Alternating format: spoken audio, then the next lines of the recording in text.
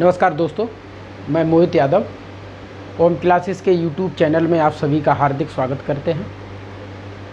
मेरे प्यारे विद्यार्थियों, मैं आज आप लोगों को टॉपिक जो पढ़ाऊंगा उसका नाम है प्रायिकता।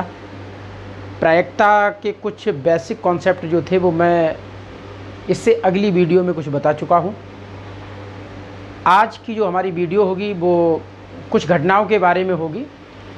जैसे कि आप लोग जानते हो कि प्रायिकता किन बेसों पर डिपेंड करती है।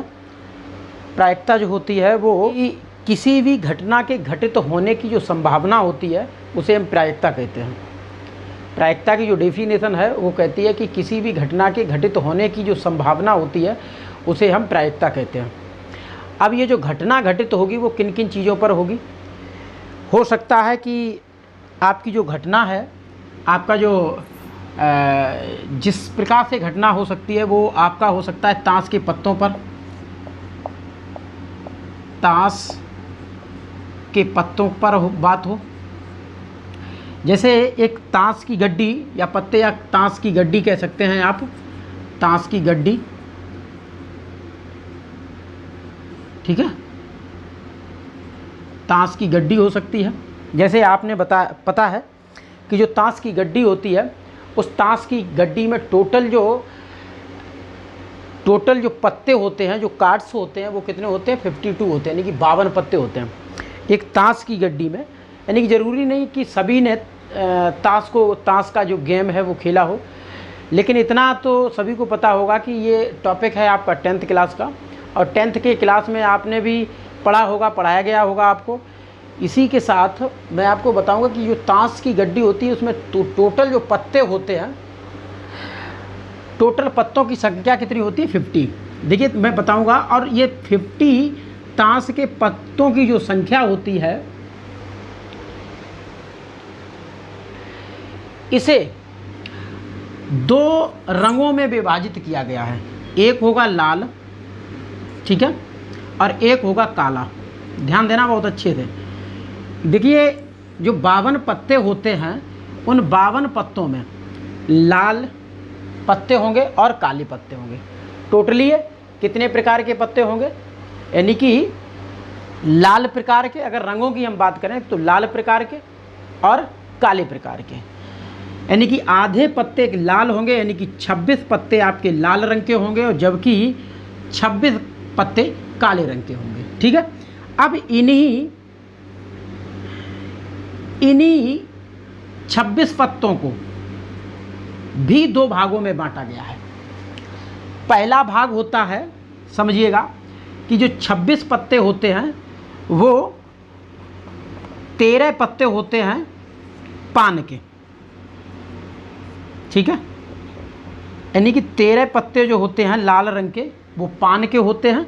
आपने देखा होगा इस तरीके का जो फिगर बन के आता है लाल रंग का, पत्ते पर इस तरीके का जो फिगर बना होता है वो रेड कलर का होता है, तो इसे बोलते हैं हम लोग पान।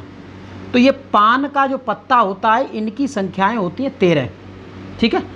और दूसरी ही लाल जो रंग होता है वो बोला जाता है 13 पत्ते होते हैं ईंट के, जिसे हम लोग ईंट बोलते हैं, ठीक है। इसका चित्र कैसा बन के आता है आपने देखा होगा गौर से, इस तरीके से। अच्छा, इसे कहीं कहीं ठेकरी भी बोला जाता है, ठीक है भाई, कहीं कहीं इसे ईंट बोलते हैं, कहीं कहीं इसे ठेकरी भी बोलते हैं। ये दोनों किस कलर के होते हैं, लाल रंग के होते हैं। इसी तरीके से 26 में 13 जो पत्ते होते हैं वो हुकुम के होते हैं। किसके होते हैं भैया, हुकुम के, हुकुम। इसकी जो डिजाइन होती है वो इस तरीके से होती है, इस तरीके की इसकी डिजाइन होती है ऐसे, और रंग इसका काला होता है, ठीक है। बचे 13 पत्ते। सभी पहले पत्तों का आप वर्गीकरण सीख लें, पत्तों के बारे में आप समझ लें। जो 13 पत्ते होते हैं वो चिड़ी के होते हैं, उसे चिड़ी बोला जाता है। और जो चिड़ी होता है उसकी भी डिजाइन कुछ इस तरीके से होती है,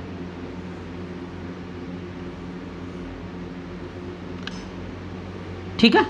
इस तरीके से चिड़ी होती है, ये भी काले रंग की होती है। तो आप लोग समझ गए होंगे कि पान का जो पत्ता होता है वो रेड कलर का होता है, डिजाइन ये होती है। ईंट जो होती है वो इसे इस तरीके से डिजाइन किया जाता है। तो इस तरीके से पत्ते होते हैं, ठीक है। तो ये टोटल जो पत्ते होते हैं वो 52 होते हैं। इन 52 पत्तों को 2 भागों में बांटा गया है रंगों के रूप को देख करके। 26 पत्ते लाल रंग के होते हैं जबकि 26 पत्ते काले रंग के होते हैं। लाल रंगों को भी 2 भागों में बांटा गया है। 13 पत्ते पान के होते हैं। पान का जो यानी कि ये लाल है तो ये लाल ही रंग का होगा। तो पान की डिजाइन कुछ इस तरीके से होती है, रंग इसका लाल होता है। और दूसरा होता है ईंट, जिसे हम ठेकरी भी बोलते हैं, और उसका जो डिजाइन होती है वो कुछ इस तरीके से होती है। इसी तरीके से काले रंग को भी 2 भागों में बांटा गया है। 13 पत्ते हुक्म के होते हैं जिसकी डिजाइन इस तरीके से होती है। और काले पत्ते जो होते हैं, कुछ 13 पत्ते जो होते हैं वो चिड़ी के, जिसे कुछ इस तरीके से, भाई चिड़ी इसे बोलते हैं। तो इस तरीके से डिजाइन होते हैं, रंग इनका काला होता है। अब थोड़ा बहुत और आपको बता दें, जैसे इन सभी पत्तों में जैसे एक इक्का होता है, ठीक है। देखिए 13 में एक इक्का पान का होगा। इसी तरीके से 13 में एक इक्का जो है वो ईंट का होगा, रंग लाल होगा। इसी तरीके से 13 में एक इक्का हुक्म होगा जिसका रंग इस तरीके से होगा, काला होगा, डिजाइन ये होगी। और इस चिड़ी का भी एक इक्का होगा जो काले रंग का होगा। तो आप समझिए, एक इक्का यहाँ, एक इक्का यहाँ, एक यहाँ, एक यहाँ। तो टोटल ताश के पत्तों में, टोटल ताश की जो गड्डी होगी उसमें इक्कों की संख्या कितनी होगी? इक्कों की संख्या जो है वो 4 होगी। कितनी होगी? 4। ठीक है, तो इक्कों की संख्या कितनी हो गई? 4। आई बात समझ में इतनी? दूसरा कुछ ऐसे पत्ते होते हैं जिसमें चित्र बना होता है, जिसे हम फेस कार्ड बोलते हैं। फेस कार्ड जैसे उसमें चित्र बना होगा, उसमें एक बादशाह होगा, ठीक है। बादशाह क्या होगा? बादशाह, ठीक है। अब प्रत्येक 13 में एक एक बादशाह होगा, यानी कि इसका भी एक बादशाह होगा जिसे आप इंग्लिश में किंग कह सकते हैं। एक इसका भी बादशाह होगा, एक इसका भी बादशाह होगा और एक इसका भी बादशाह होगा, ठीक है। तो बादशाह की संख्या कितनी हो गई? 4, ठीक है। आगे देखते हैं कि बादशाह के बाद बेगम होती हैं। क्या होती है? बेगम की भी संख्या कितनी होती है? 4, यानी कि पान की बेगम, ईंट की बेगम, हुक्म की बेगम और चिड़ी की बेगम। तो कितनी संख्या हो गई बेगम की? 4, यानी कि जो रानियां होती हैं वो कितनी हो गई? 4, ठीक है। इक्का कितने हो गए? 4। बादशाह कितने हो गए? 4। अब चौथा जो होता है वो आपका होता है गुलाम। इनकी भी संख्या 4 होती है। जो गुलाम के पत्ते, जिसे गुलाम बोला जाता है, तो गुलाम जो होता है उसकी भी संख्या कितनी होती है? 4, ठीक है। मैं आपको बता दूं कि सबसे पहले ये अगर कार्डों की बात करें तो इक्का तो एक में आ गया, एक में इक्का हो गया, ठीक है। एक में क्या हो गया? फिर क्या है? नंबरिंग वाले कार्ड चलते हैं, 2 बन के आता है, प्रत्येक का 2, ठीक है। फिर 3, 4, 5, 6, 7 और 8, 9, 10, बस 10 के बाद नंबरिंग ख़त्म हो जाती है। फिर आपका चलता 11वें नंबर पर वो होता है गुलाम, 12वें नंबर पर होती है बेगम और 13वें नंबर पर होते हैं बादशाह, ठीक है। और जो इक्का होता है, जो जिन लोगों ने गेम खेला है, गेम के बारे में जिसे पता होगा कि जो इक्का होता है उसे सबसे स्ट्रांग कार्ड माना जाता है, सबसे मजबूत, यानी कि सबसे ताकतवर माना जाता है कि इक्का जहाँ पर पटक दिया जाता है वहाँ पर सबका अस्तित्व खत्म हो जाता है, ठीक है।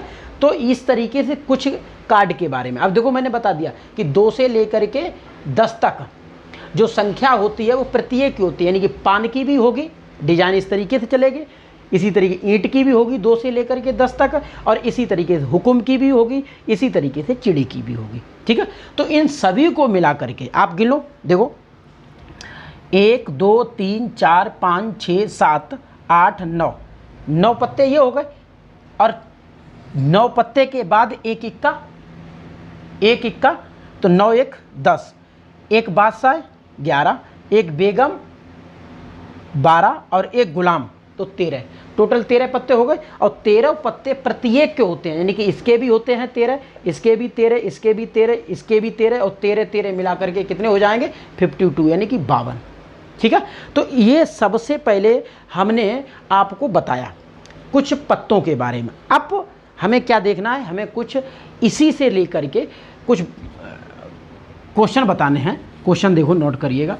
जैसे क्वेश्चन आपके सामने आ सकता है कि एक ताश की गड्डी से, क्वेश्चन मैं नोट करता हूं, एक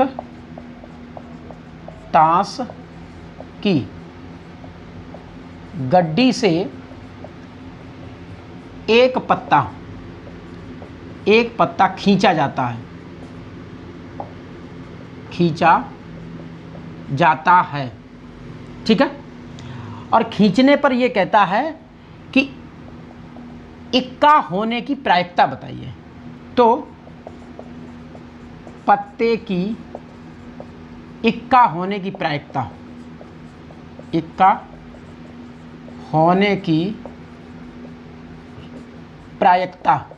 बताइए। ठीक है, अब देखिए हमें ये पता होना चाहिए कि ताश की गड्डी में टोटल पत्तों की संख्या कितनी होती है 52। ठीक है, और एक इक्का होने की प्रायिकता उसने पूछी। ये नहीं पूछा कि इक्का किस चीज़ का है, हुक्म का इक्का है, उसका चिड़ी का इक्का है, पान का इक्का है, या ईंट का इक्का, ये कुछ नहीं कहा। ये कहा है कि ताश की गड्डी में एक यादृच्छिकता पत्ते को खींचा जाता है, तो इक्का होने की, उस पत्ते का इक्का होने की प्रायिकता बताइए। तो देखिए आपको पता कि टोटल 52 पत्तों में जो इक्का होते हैं उसकी संख्या कितनी होगी 4। ठीक है, और कुल जो पत्तों की संख्या होती है वो 52 होती है। प्रायिकता किसकी पूछी है, प्रायिकता पूछी है, सॉरी ये एक घटना है, इवेंट है। तो आप इसका क्या निकालेंगे, इसका आप निकालेंगे PE/PS। ठीक है, तो ये आपके 4 हैं और ये आपके 52 हैं। 4 से 52 13 बार में कटेगा, आंसर 1/13 हो गया। ठीक है, तो यानी कि किसी भी तरीके से कोई भी क्वेश्चन पूछा जाता है, इसी तरीके से एक क्वेश्चन पूछा जाता है कि जब ताश की गड्डी से एक पत्ता यादृच्छिकता खींचा जाता है तो उसके पान की बेगम होने की प्रायिकता बताइए। तो मैं बता दूं कि पान का स्पेशली एक पत्ता बेगम का होता है। ठीक है, पान में एक पत्ता कितना होता है, एक पत्ता जो होता है वो बेगम का होता है। तो पान का बेगम, ठीक है, पान के बेगम की होने की प्रायिकता बताइए। तो बेगम कितनी होगी भैया, एक ही होगी। टोटल पत्ते कितने होंगे 52, तो 52 पत्तों में पान की बेगम सिंगल होगी, तो ये प्रायिकता हो जाएगी। अगर यही क्वेश्चन वो पूछ देता है कि बताइए कि किसी भी ताश की गड्डी से पत्ता खींचा जाता है तो पत्ते के लाल होने की प्रायिकता बताइए। तो अभी मैंने बताया था, डिस्कस किया था कि जो ताश की गड्डी होती है उसमें टोटल ताश के पत्तों की जो संख्या होती है लाल रंग की वो कितनी होती है 26 होती है। तो लाल होने की प्रायिकता, तो लाल होने की प्रायिकता अगर पूछी जाएगी तो टोटल पत्ते कितने भैया निकल के आएंगे 26, और कुल पत्तों की संख्या कितनी होगी 52। काटेंगे 1/2, आंसर 1/2 होगी। तो इस तरीके से थोड़ा मैंने आपको ताश के बारे में बता दिया है, इसे आप समझ लें। आगे कुछ जो घटनाएं हैं पहले उन पर चर्चा कर लेते हैं, उसके बाद आगे जो है क्वेश्चन मैं बताता हूँ। देखिए अब एक शब्द आया है, अधिकांश प्रायिकता में ये शब्द चलता है, प्रचलित होता है। ठीक है, क्या है, यादृच्छिक प्रयोग। जैसे शब्द पूछा जाएगा आपसे, जैसे कि एक ताश की गड्डी से एक पत्ता यादृच्छिक खींचा जाता है। अब ये यादृच्छिक क्या है? देखिए, यादृच्छिक का मतलब होता है कि जिस चीज़ का इससे पूर्व में कोई व्याख्या या उसके परिणामों की कोई व्याख्या ना की जा सकी हो, उसे हम यादृच्छिक कहते हैं। रैंडम एक्सपेरिमेंट, अचानक एकदम बिना सोचे समझे हाथ डाला और निकाल लिया, जिसके परिणाम के बारे में हमें पता न हो। जैसे एक थैले में कुछ लाल गेंदें हैं और कुछ काली गेंदें हैं, और मतलब अब जो गेंदें उस थैले में हैं वो समान साइज की हैं, एक जैसी हैं। आप बिना देखे ये नहीं निर्धारित कर सकते हो कि कौन सी गेंद लाल रंग की है और कौन सी काली रंग की है। तो जब आप एक थैले में जब इस प्रकार की लाल और काली गेंद पड़ी होती हैं और उन गेंदों को उस थैले में बिना देखे बिना सोचे समझे हाथ डाल देते हैं और हाथ डाल करके गेंद को निकाल लाते हैं। अब जैसे ही गेंद बाहर निकल के आती तब हमें पता चलता है कि ये जो गेंद है वो लाल रंग की है या काली रंग की है।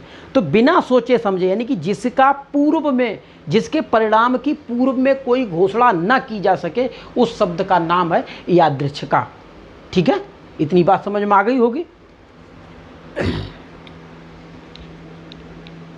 देखिए, अगला पॉइंट है कि प्रतिदर्श समष्टि। प्रतिदर्श समष्टि को आप प्रतिदर्श समूह भी कह सकते हैं। समूह भी कहीं कहीं लिख के आएगा, दोनों एक ही बात होती है। ये क्या होता है? ये शब्द का मतलब होता है कि किसी भी ऐसी घटना की जो टोटल घटना घटित होती हो, कुछ ऐसा परिणाम जिसके बारे में प्रतिदर्श समष्टि एक ऐसा समूह होता है, एक ऐसा परीक्षण होता है जिसके संभव परिणामों की संख्या। जैसे एक सिक्का है, जब एक सिक्का को उछाला जाता है, जैसे एक सिक्का को जब उछाला जाएगा तो उसके प्रतिदर्श समष्टि जो निकल के आएंगे वो 2 निकल के आएंगे।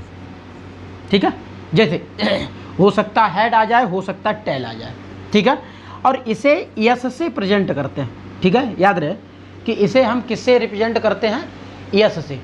ठीक है, शायद आप लोगों की ये बात समझ में आई होगी। इसी तरीके से जैसे जब 2 सिक्कों को उछाला जाएगा तो उसका प्रतिदर्श समष्टि क्या निकल के आएगा? जब 2 सिक्के आपस में उछाले जाएंगे, जैसे 2 सिक्के हैं तो उसका जो प्रतिदर्श समष्टि निकलेगा, देखो टोटल प्रतिदर्श समष्टि की अगर संख्या पूछी जाए तो मैंने बताया अगर सिक्का है, सिक्के के 2 पहलू हैं, उस पर क्या होगा? 2 पे पावर n होगा। सिक्के कितने? 2 हैं, तो 2 पे पावर 2 बराबर 4। तो यानी कि जो टोटल घटना होगी वो 4 बार घटित होगी। कैसे होगी? जैसे यस बराबर हो सकता है कि दोनों सिक्के पहली बार में हेड ही आए, हो सकता है एक हेड दूसरा टेल आए, हो सकता है पहला टेल और दूसरा हेड आ जाए, या दोनों टेल आए। तो ये टोटल जो घटना घटित होगी वो हमारी क्या कहलाएगी? प्रतिदर्श समष्टि। यानी कि जब 2 सिक्कों को उछाला जाएगा तो जो घटना घटित होगी वो हमारी होगी प्रतिदर्श समूह कह सकते हैं या प्रतिदर्श समष्टि कह सकते हैं। तो इस तरीके से आप लोगों की ये बात समझ में आई होगी। ठीक है, नोट कर लें इसे। अब मैं कुछ इसके बारे में कुछ और बताऊंगा। देखिए, अब मैं कुछ घटनाओं के बारे में चर्चा करूंगा कि घटना क्या होती है और कितने प्रकार की होती हैं। तो घटनाओं के प्रकार के बारे में बताऊंगा कि जैसे सबसे पहला पॉइंट है सरल घटना।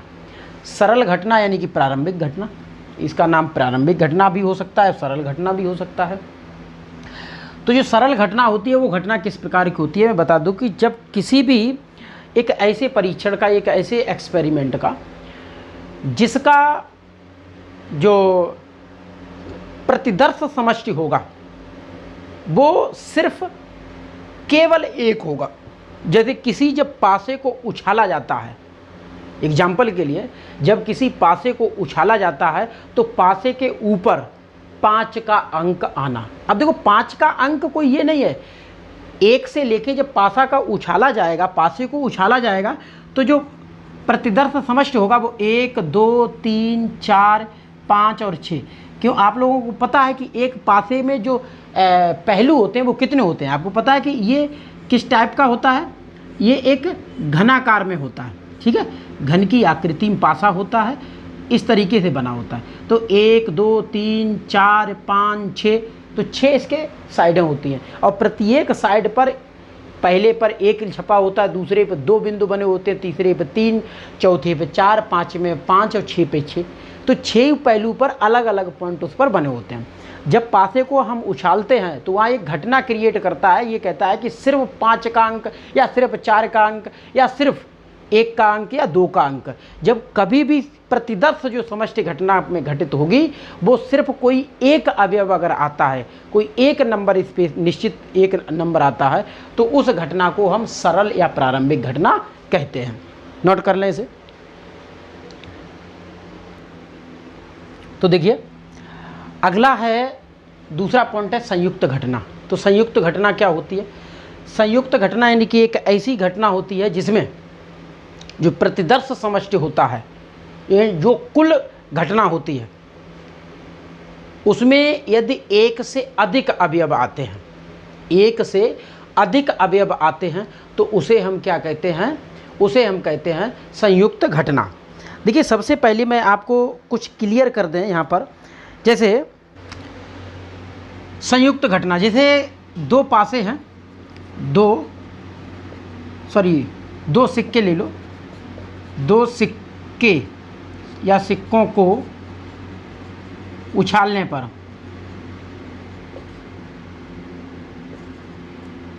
पर जो प्रतिदर्श समष्टि निकल के आएगा वो आपका एच यानी कि हेड टेल हेड या टेल आ जाए। ठीक है, तो ये एक ऐसी घटना है, ये तो प्रतिदर्श समष्टि है। ठीक है, जैसे दोनों चित्त आने की घटना, दोनों पट्ट आने की घटना या दोनों आने की घटना। ठीक है, तो एक से अधिक जब अवयव आते हैं तो वहाँ पर संयुक्त घटना कहलाती है। जैसे अगर हम बात करें तो ये सिंगल यानी कि एक अवयव है, एकल अवयव है, तो ये घटना आपकी क्या कहलाएगी? सरल या प्रारंभिक घटना। जबकि हम इनकी बात करें, इसे भी छोड़ें, इनकी बात करें तो ये हमारी संयुक्त घटना होगी। जैसे एक से अधिक अवयव आ रहे, एच टी और एच, ये जो हमारी घटना घटित होगी उसे ही हम क्या कहेंगे? संयुक्त घटना। यानी कि कहने का मतलब कि जिस प्रतिदर्श समष्टि में एक से अधिक अवयव आते हैं उस घटना को हम संयुक्त घटना कहते हैं। नोट कर लें इसे भी। तीसरी घटना है एक निश्चित घटना। ठीक है, देखो निश्चित घटना उस घटना को कहते हैं कि जब किसी भी एक ऐसे एक्सपेरिमेंट या एक ऐसे परीक्षण को जब हम कोई सिक्का उछालते हैं, यानी कि जिसके घटित होने की संभावना निश्चित हो। ठीक है, जिसके घटित होने की संभावना निश्चित हो, उस प्रकार की घटना को हम निश्चित घटना कहते हैं। जैसे जब किसी भी सिक्के को उछाला जाता है तो वहाँ ये कह दिया जाता है कि हेड आने की संभावना। जब उसमें निश्चित रूप से लिख दिया कि ऊपर हेड आने की संभावना, तो इस प्रकार की घटना जो है वो आपकी निश्चित घटना होगी। ठीक है, चौथा आपका होगा अनिश्चित घटना। अनिश्चित घटना, देखो अनिश्चित घटना क्या होती है?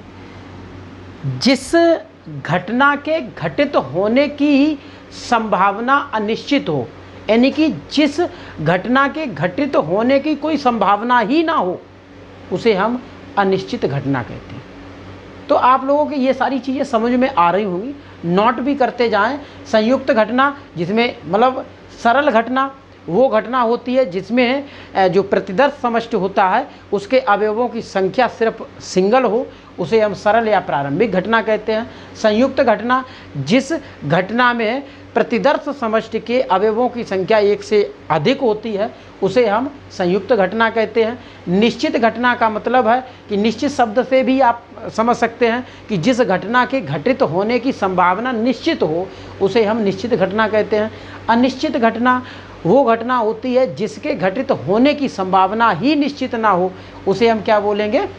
अनिश्चित घटना। और अनिश्चित घटना की जो प्रायिकता होती है, नोट कर लें इसे, कि अनिश्चित जो घटना होती है उसकी जो प्रायिकता होती है, वो जो प्रायिकता होती है उसका मान 0 होता है। मोस्ट इम्पॉर्टेंट है कि कभी भी किसी भी अनिश्चित घटना घटित होने की अगर मान पूछा जाता है तो उसका मान हमेशा कितना आप बताएंगे? 0। ठीक है, इसे नोट कर लें।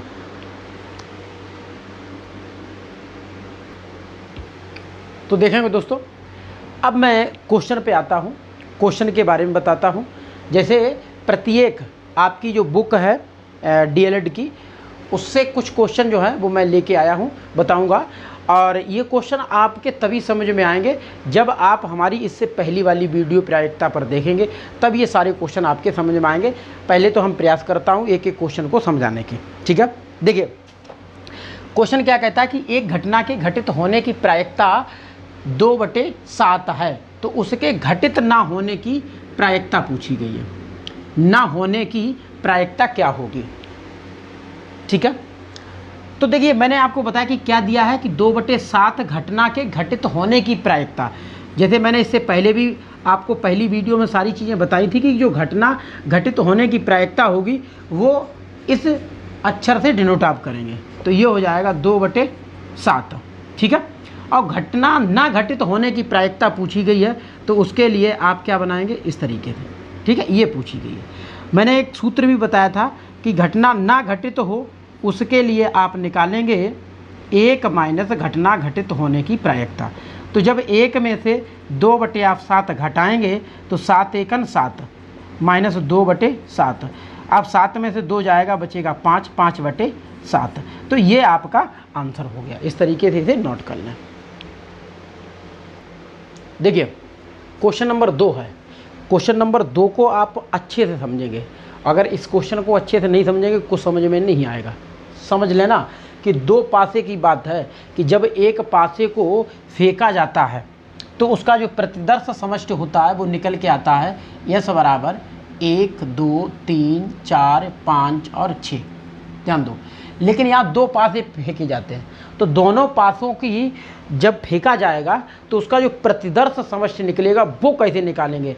देखो कभी भी कोई भी घटना एक से अधिक किसी चीज़ को लेकर के होती है तो उसका प्रतिदर्श समष्टि अगर जब तक आपको पता नहीं होगा तब तक क्वेश्चन को आप सॉल्व नहीं कर सकते हो। देखिए जब 2 पासे फेंके जाएंगे, जो प्रतिदर्श समष्टि होगा वो इस तरीके से आप निकालेंगे। जैसे ये पहले पे 1 और 1 हो सकता है, 1, 1 आए, या 1, 2 आए, या 1, 3 आए, या 1, 4 आए, या 1, 5 आए, या 1 और 6 आए। ठीक है, ध्यान देना। इसी तरीके से 2, 1, 2, 2, 2, 3, 2, 4, 2, 5 और 2, 6। फिर 3, 1, 3, 2, 3, 3, 3, 4, 3, 5 और 3, 6। फिर 4, 1, 4, 2, 4, 3, 4, 4, 4, 5, 4, 6। फिर 5, 5, 1, 5, 2, 5, 3, 5, 4, 5, 5 और 5, 6।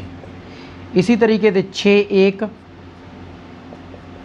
6, 2, 6, 3, 6, 4 और 6, 5, फिर 6, 6। देखिए निकालने में कठिनाई नहीं है। क्या ये 1 की रो चलाना है आपको, उसके बाद 1, 2, 3, 4, 5, 6 चलाना है। इधर आगे वाला बदलते रहना है।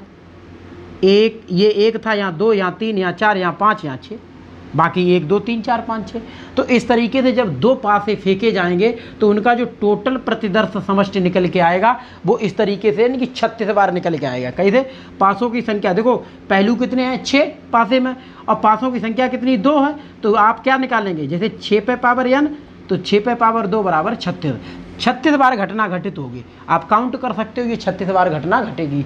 टोटल जो प्रतिदर्श समष्टि निकल के आएगा वो इस तरीके से निकल के आएगा।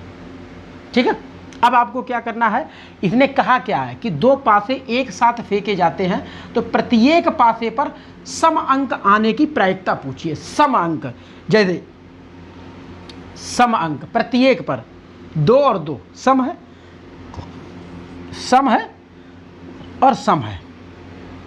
फिर यहाँ आओ, सम है प्रत्येक पर सम है, यहाँ पर भी प्रत्येक पे सम है और सम है। देखो 6 सम, 6 सम, 6 सम, ठीक है, और 4 सम, 2 सम, तो प्रत्येक पर सम पूछा जाएगा। तो ये कितनी बार घटना घटित होगी?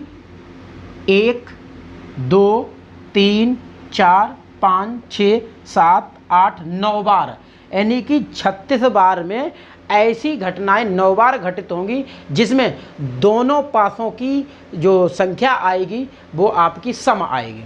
ठीक है, तो आप देखो कैसे निकालेंगे। जो इसकी जो घटना घटित होगी समान की, यानी कि जो संभव घटना होगी वो 9 होगी, और कुल जो घटना होगी, जो कुल घटना होगी वो आपकी 36 होगी। ठीक है, तो यहाँ पर प्रायिकता किसकी पूछी है? सम संख्या की। तो आप लगा दो PE/PS बराबर 9/36, 9 × 1 = 9, 9 × 4 = 36 बराबर 1/4 आपका आंसर हो गया। नोट कर लें इसे। ठीक है, तो इस तरीके से आपको इसे सॉल्व करके दिखाना है क्वेश्चन को। ठीक है, तो आज के लिए इतना ही। मैंने 2 क्वेश्चन आपके बताए हैं। अगली वीडियो जो हमारी होगी वो सारे क्वेश्चन जो भी आपके बुक में है सारे क्वेश्चन मैं इसे रिलेटिव कर दूंगा, इसे समझा दूंगा। आज के लिए इतना ही, आगे इसे नोट कर लें। ठीक है, बने रहें हमारी वीडियो के साथ, और ज़्यादा से ज़्यादा हो सके तो हमारे चैनल को सब्सक्राइब करें और अपने दोस्तों को शेयर करें, ताकि उन्हें बताएं हमारे गणित के बारे में कि आपका जो DLED है उसमें एक भी पॉइंट छूटने वाला नहीं होगा। आप एक भी नंबर नहीं कर सकता है अगर आप अच्छे से टॉपिक को पढ़ते चलेंगे।